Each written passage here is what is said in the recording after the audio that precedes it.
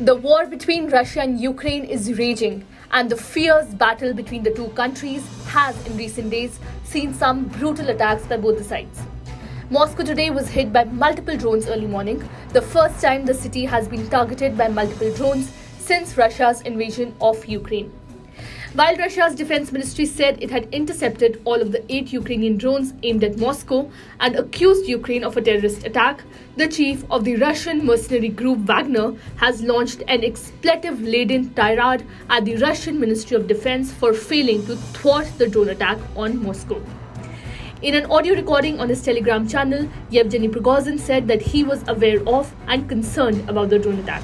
As a person who understands this somewhat, I can tell you that many years ago it was necessary to deal with these drone programs, that we are now years behind our opponents, years, maybe decades, he said in response to a question from a journalist.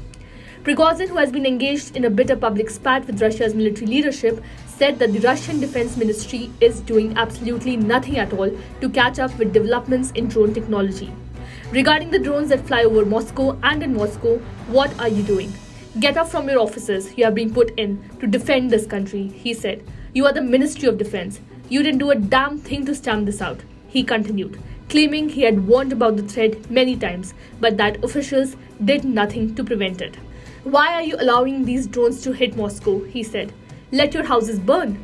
According to Russia's defense ministry, Ukraine conducted one of its largest drone attacks against Moscow on Tuesday. However, all the drones were destroyed as they approached the city. So far, there's no report of death, but Moscow Mayor Sergei Sobyanin said that the early morning attack injured 2 persons, one of whom was hospitalized. Residents of 2 apartment buildings had been evacuated but eventually returned. The Kremlin said there was no threat at the moment for residents of Moscow and the surrounding region. Kremlin spokesman Dmitry Peskov told reporters, "Thank God there were no victims and there is no threat at the moment for residents of Moscow and the Moscow region." Subscribe to Oneindia channel and never miss an update.